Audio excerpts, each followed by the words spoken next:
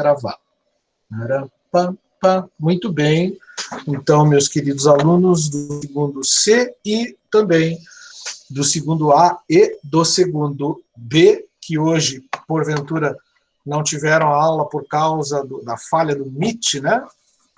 E a gente conseguiu descobrir o segredo, que era desinstalar a porcaria do grid, aquela extensão que a gente instala no Google, e aquilo estava travando o programa, né? Então, por isso a gente conseguiu.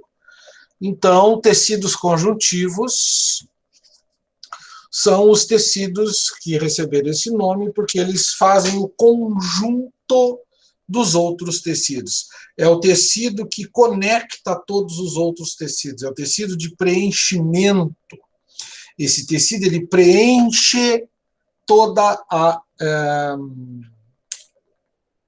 todos os espaços, todas as regiões que conectam demais tecidos. Lembrando que são 4 tipos básicos de tecidos corporais humanos: o epitelial, que nós já vimos, inclusive as glândulas, o conjuntivo, que nós vamos começar agora, depois o muscular e depois o nervoso. Muito bem. Então, o tecido conjuntivo é o mais abundante de todos, justamente porque esse tecido ele tem a capacidade de preencher todos os espaços, serve de apoio e de sustentação para os outros tecidos. Se você pesquisar na internet sobre tecido conjuntivo e cair num site de Portugal, você vai encontrar o nome tecido conectivo. Então, se você encontrar o termo tecido conectivo, você está, então, falando de tecido conjuntivo também, que são sinônimos. Tá? Os tecidos conjuntivos são os mais abundantes porque são 7 tipos distintos de tecido conjuntivo. O frouxo, o denso, o ósseo, o cartilaginoso, o hematopoético, ou fabricador de sangue, o tecido adiposo e o tecido conjuntivo propriamente dito.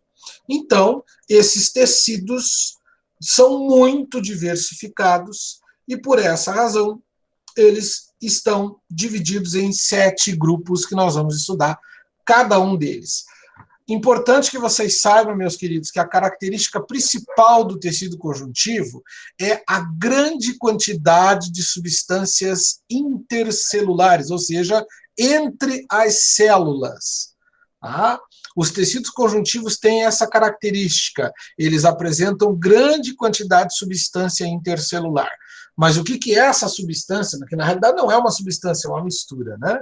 Então a gente chama de substância intercelular, apesar de ser uma mistura. Então, essa matriz, vamos dizer assim, intercelular, que seria o nome mais correto, ela tem água, tem proteína, tem sal mineral, tem vitamina, enfim, tem diversos componentes que estão entre as células. Então, as células estão bem separadas. O tecido conjuntivo, ao contrário do epitelial, que a gente já estudou, o tecido epitelial, as células são todas unidas entre si, justamente porque o epitélio é revestidor e formador de glândulas. Já o tecido conjuntivo, ao contrário do epitelial, ele tem uma grande matriz intercelular. Por exemplo, o tecido ósseo, que é um dos tipos de tecidos conjuntivos, tem como matriz intercelular a hidroxiapatita enriquecida de colágeno e elastina, o que tu chama de osso. Então, na realidade, a matriz óssea, o osso em si, é a matéria que constitui a matriz intercelular. O tecido conjuntivo, então, tem essa característica. Apenas um dos tecidos conjuntivos foge a essa regra. Então, qual que é a regra que caracteriza o tecido conjuntivo? Exatamente o oposto do tecido epitelial. Grande quantidade de matriz intercelular, matriz entre as células, substâncias intercelulares. Muito bem. Células bem separadas. No entanto, existe um tecido conjuntivo que não tem essa característica, ou seja, as células são bem juntinhas, são células bem agrupadas. E a substância que esse tecido conjuntivo guarda, porque dentre as diversas funções do tecido conjuntivo, uma delas é justamente o armazenamento de substâncias.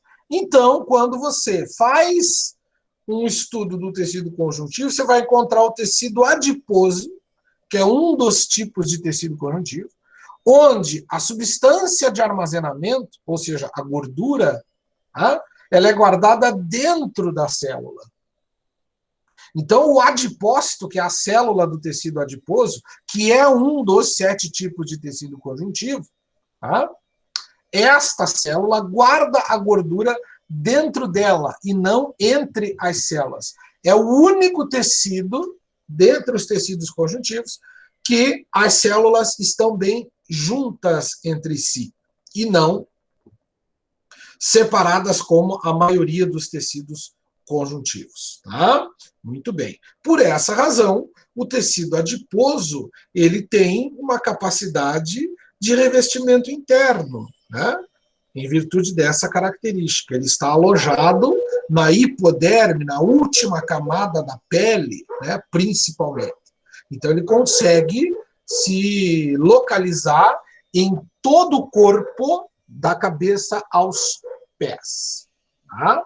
Então, essa é a característica fundamental. Agora, dar aula com um caboclo com uma motosserra do meu lado é complicado, viu? Meu Deus do céu, vou te contar uma coisa. Faz um ano que os caras estão construindo uma casa aqui do meu lado e os caras não param com a serra o dia inteiro aqui. Socorro! Estou pagando meus pecados. Muito bem. Let's go. Vocês estão ouvindo a serra? Não? Vocês chegam a ouvir a serra?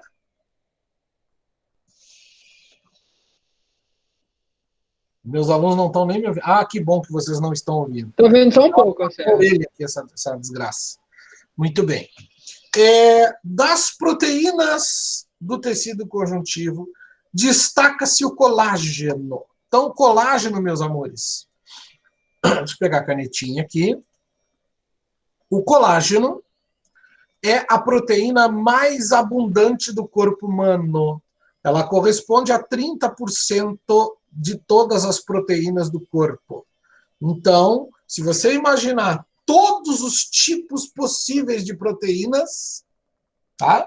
No corpo, elas estão agrupadas em 70% do total. 30% das proteínas do corpo é só colágeno. Para você ter uma ideia da quantidade de colágeno que nós temos. Tá? A propósito, eu gostaria que vocês fizessem uma pesquisa. Tá? Essa pesquisa você faz se você quiser. Se você não quiser, você não faça. Isso é um problema exclusivamente seu. Mas eu quero que você faça essa pesquisa para melhorar o seu aprendizado e, obviamente, nós vamos cobrar isso depois na prova. Né? Então, quem quiser fazer, beleza. A pesquisa é sobre a síndrome de Proteus. Pesquisem sobre a síndrome de Proteus que está envolvendo produção de colágeno, tá? A síndrome de Proteus é uma doença, uma síndrome genética, é uma aberração cromossômica, onde os indivíduos perdem a capacidade de produzir colágeno e o corpo passa a ter deformação e hipercrescimento. O colágeno é uma proteína rígida, é uma proteína resistente, com pouca elasticidade, e dentre umas das funções do colágeno, que é manter a uniformidade do corpo, né? Ele mantém a estrutura da nossa pele. Então, se você comparar, por exemplo, o Poti com o Lucas Liberati, o Lucas tem 15 ou 16 anos, o Poti tem 53, e você olha na cara do Poti, você vê que o Poti é mais velho que o Lucas. Tá? Muito bem. Depois, Ana Luísa, eu vou colocar para vocês uma aula sobre as síndromes, quando vocês quiserem, né? A gente vai trabalhar uma aula sobre síndromes ou aberrações cromossômicas, caso vocês estejam interessados em dar uma palestrinha sobre aberrações num dia e horário a combinar. Dentre elas está a síndrome de Proteus. Tá? Tem uma porrada de síndromes lá, e dentre elas a síndrome de Proteus. Depois a gente combina. Então, meus amores, o colágeno em si, tá? ele tem a capacidade de manter a unidade das células, principalmente da pele. À medida que eu estava comentando ali, fazendo uma comparação entre mim e o Lucas é jovem, eu já sou macaco velho, e aí o que acontece? O Lucas, por ser jovem, tem grande produção de colágeno na pele. Por essa razão, você não vai encontrar rugas numa pessoa jovem. Como o povo diz, as marcas do tempo, né? Então você olha numa pessoa, você tem uma noção da idade dessa pessoa, pela aparência dela. Claro que existem outros fatores a serem considerados. Nível de sofrimento da pessoa, se ela viveu uma vida muito estressada, se ela viveu uma vida mais tranquila, né? Enfim, todos nós temos, né, Luiz? Isso aí é normal, né? A gente tem um pouquinho de ruguinha assim, é normal, né? Pregas, fissuras e rugas, né? Então depende da situação. De qualquer maneira, à medida que nós envelhecemos, a produção de colágeno ela se torna reduzida. Você vai reduzindo gradativamente a produção de colágeno e, por essa razão, contando contração dos músculos que estão embaixo da pele, mais a oxidação, mais alimentação, né? E a perda do colágeno, a pele ela começa a esticar e encolher e acaba formando as rugas, né? As rugas do tempo, né? Então, o grau não é só a deficiência de colágeno, evidentemente, né? Tem a questão genética, tem a questão alimentar, o estilo de vida, mas a perda do colágeno é que, teoricamente, principiantemente, né, vai determinar que você comece a enrugar a tua pele. O colágeno dá sustentação ao material mineral do osso e faz ligamentos, constitui, por exemplo, ligamentos e principalmente os tendões. Então, o colágeno é uma proteína assim, fundamental, e constitui a proteína mais abundante do nosso corpo, além das próprias células. Além do colágeno, você pode ver aqui no texto, que nós temos fibras entrelaçadas, também conhecidas como reticulares, e as fibras que podem se esticar e se encolher. São as fibras elásticas. Então, as fibras proteicas do tecido conjuntivo, repetindo, são as fibras colágenas, as reticulares e as elásticas. A colágena é que tem menos elasticidade, a elástica é que tem mais. Conclusão, a fibra reticular tem elasticidade mediana, vamos dizer assim, comparada com colágeno e elastina, né? O colágeno é a proteína que constitui as fibras colágenas, obviamente. A elastina é a proteína das fibras elásticas e as fibras reticulares, por serem entrelaçadas, têm um mix de colágeno e de elastina. Por essa razão, o grau de elasticidade dessas fibras determina o grau de dureza do tecido conjuntivo em questão, além das impregnações de outras moléculas, como açúcares, que são os polissacarídeos, né? E sais minerais que também estão em abundância nos tecidos conjuntivos. Tá? Vamos a eles, então. Desculpa. Aqui, uma ilustração mostrando para vocês um tecido conjuntivo, vários tecidos conjuntivos, né? Mostrando, por exemplo, a disposição das fibras, como vocês podem observar aqui.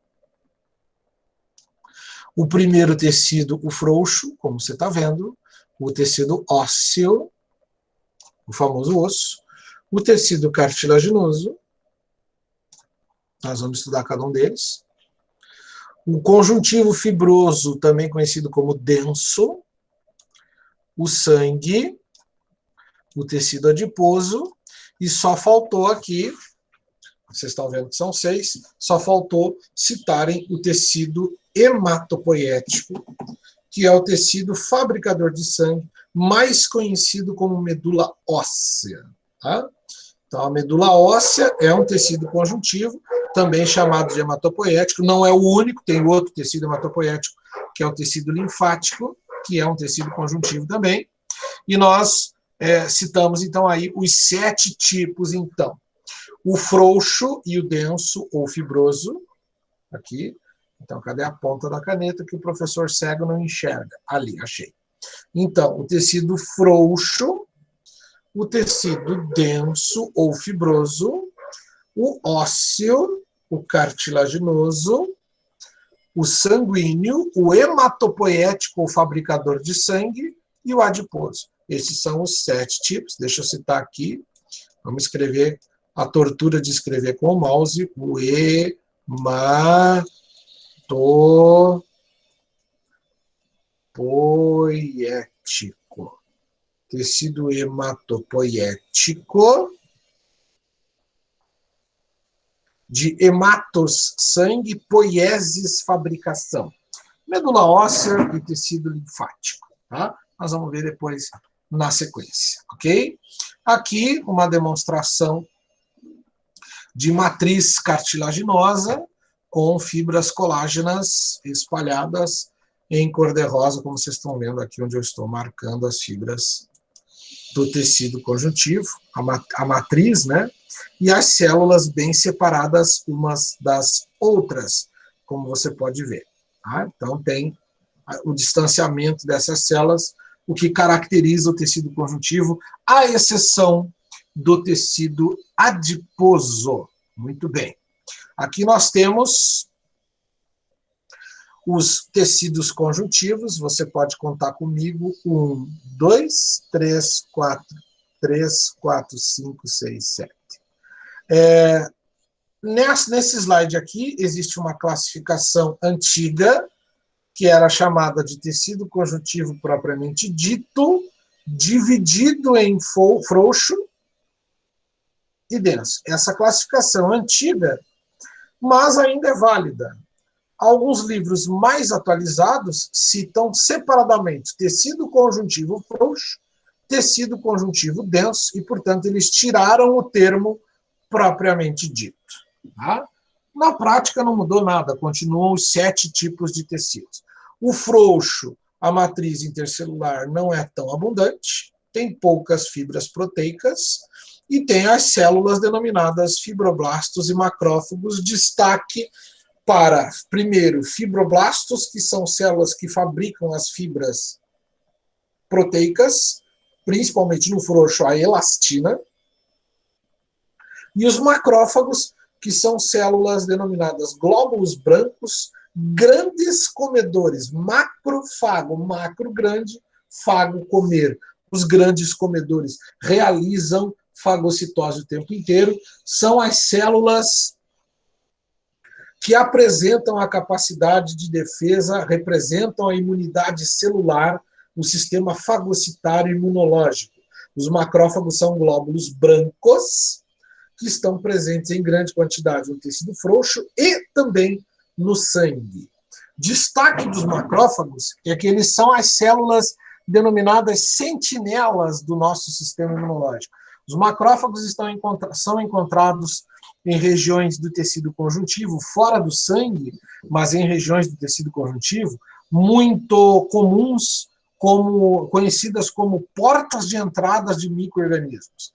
Destaque dessas regiões, a cutícula das suas unhas, tem muito macrófago, na boca, nos olhos, nos ouvidos, nos órgãos genitais, no ânus.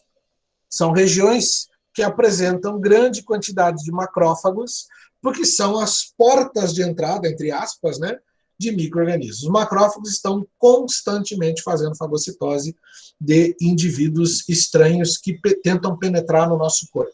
Em grande parte do tempo, 90% dos casos, os macrófagos nos mantêm saudáveis, impedindo a entrada de micro-organismo. Às vezes o micro-organismo é mais virulento, mais poderoso e consegue ultrapassar a barreira macrofágica. Aí entra em ação a produção de anticorpos, que nós vamos estudar mais tarde no sistema imunológico. Quando eu der aula de sangue, eu vou explicar a imunologia para vocês.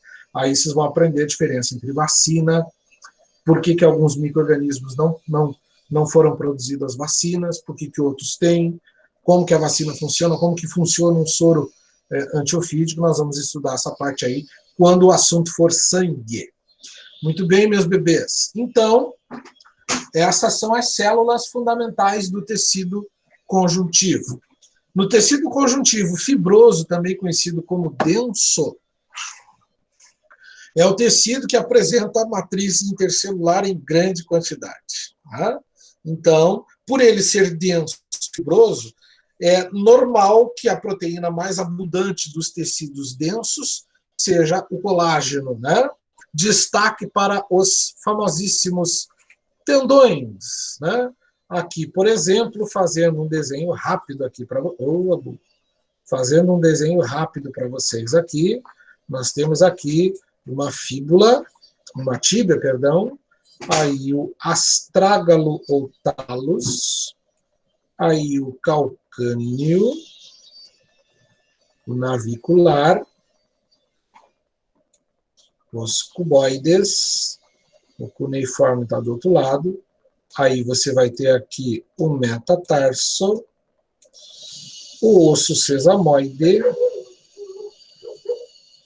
a falange proximal e a falange distal. Legal! E aí, se eu mudar a cor aqui, por exemplo, e colocar a pele nesse bagulho aqui, você vai ter essa situação, pele, gordura, etc. Você vai ter essa situação aqui, ó. E aí, destacando com outra cor aqui, vou fazer em azul só para mudar a rotina. Então, aqui você vai ter um músculo chamado panturrilha ou gastrocnêmio, que alguns miseráveis assassinos da linguagem científica chamam de batata da perna. Nós não somos vegetais, nós não temos batata na perna. E desse músculo, a panturrilha, prende-se o maior e mais poderoso dos tendões, que é o famoso tendão de Aquiles, que é esse tendãozinho aqui, o tendão de Aquiles. Colágeno puro, né? O tendão não pode ser elástico. Justamente por quê? Ele não pode ser elástico justamente porque ele está prendendo um músculo ao osso. Aí você tem, com o perdão do desenho todo torto, porque eu fiz com o mouse, né? Você vê aí que o tendão está conectado ao músculo e na outra extremidade conectado ao osso. Por isso que os músculos são chamados de músculos esqueléticos, porque eles estão presos aos ossos. E quem prende os músculos aos ossos são os tendões. E o tendão não pode ser elástico, porque se o músculo contrai o tendão elástico, o tendão estica, você não vai ter movimento. Então, o tendão não pode ser elástico, tem que ser riquíssimo em colágeno e tem que ter uma resistência muito grande à tração, porque o músculo vai tracionar esse tendão como se fosse um cabo de aço, né? Sustentando o corpo em si. Tá? Então, aí um exemplo do maior tendão riquíssimo em colágeno, que é a proteína que caracteriza o tecido conjuntivo fibroso. Os demais tecidos, nós vamos estudar passo a passo cada um deles, dos tecidos conjuntivos. Vamos começar, então, pela fibra, já expliquei, não vou precisar perder tempo com isso aqui é para vocês lerem. Depois, como a aula vai estar gravada, vocês vão depois ler esses, e eu vou disponibilizar, inclusive, o PowerPoint para você ler. Texto é para vocês estudarem. Tudo que está no texto eu já falei. Muito bem, começando... Opa, pulei. Começando com o tecido ósseo. Né? O tecido ósseo é um tecido conjuntivo, basicamente formado por um sal mineral chamado hidroxiapatita. Lá vou eu escrever fórmula química da minha amada química, a minha outra paixão além da biologia. Então, a hidroxiapatita tem esta fórmula aqui. É um sal mineral.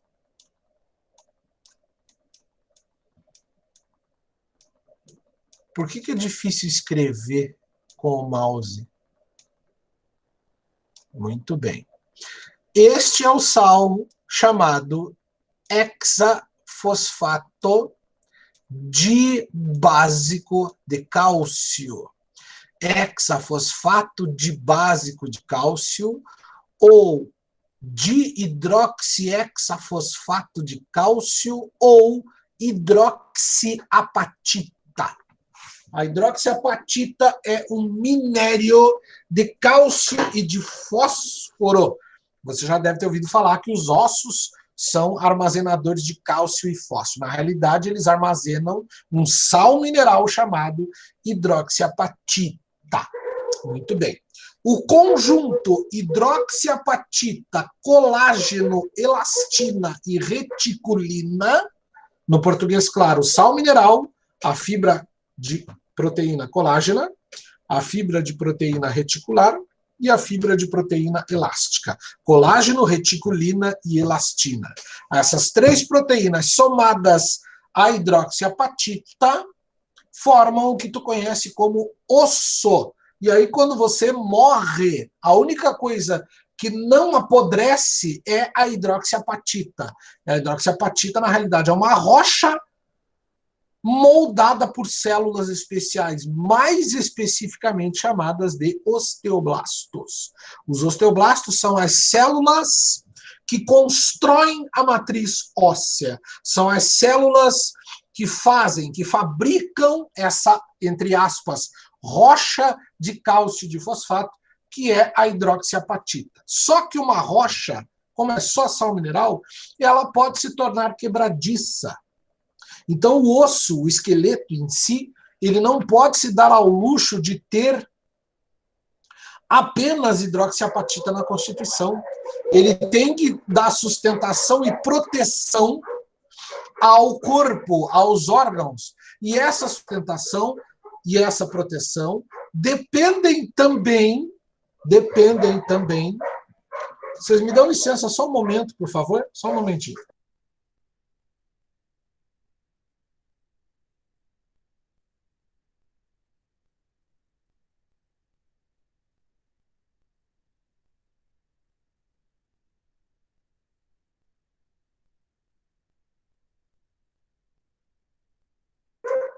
Desculpa a interrupção, voltando então como eu estava falando. A hidroxiapatita, né, é um sal mineral, é uma rocha produzida pelos osteoblastos. Da onde vem o cálcio fosfato, professor? Ora, vem da alimentação, né? Da tua alimentação, desde o momento do leite, né? Então, a hidroxiapatita, ela não pode ser só a única matéria do osso em si, porque senão o osso seria muito quebradiço, né? As rochas podem fragmentar, podem esfarelar. E para evitar essa fragmentação e esse esfarelamento, tá? A hidroxiapatita tem de estar associada ao colágeno e à elastina. Tá? Tem que estar associada ao colágeno e à elastina. E por essa razão,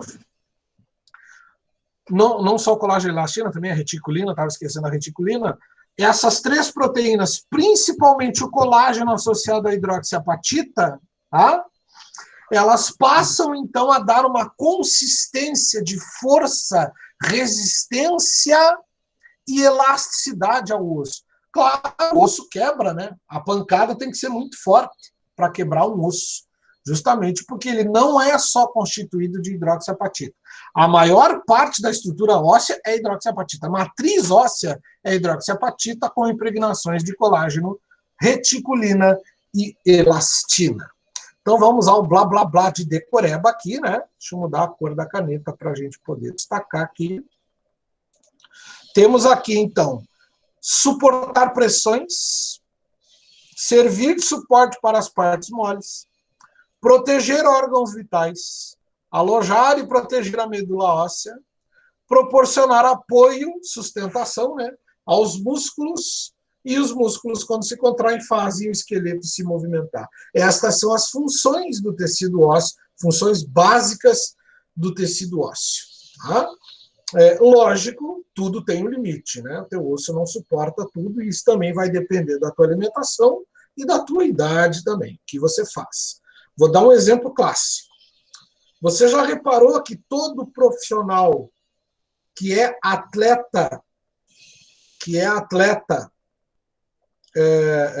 de, como é que é o nome daquele esporte lá? ginástica, acho que é ginástica olímpica, deve ser isso. Estilo aquele das argolas lá, o Arthur Zanetti, a Daniela Hipólito. Vocês já repararam que essa galera que faz essa atividade esportiva são tudo baixinho, com 1,50, 1,45, 1,47, são pessoas bem pequenininhas, vocês já repararam isso? E extremamente fortes? Justamente por quê? Porque para tu ser um atleta olímpico, tá? Para tu ser um atleta olímpico, você precisa começar muito cedo. Tipo, 6, 7 anos de idade, essa galera já está fazendo ginástica, já estão desenvolvendo musculatura. E eles têm uma força muscular absurda, porque levantam muito peso, fazem muita pirueta, muito impacto. E pelo fato de serem pessoas jovens em crescimento e que começam a levantar muito peso muito cedo para poder ganhar força, eles acabam, então, impedindo, prejudicando o desenvolvimento corporal. E você repara que a estatura deles é sempre comprometida.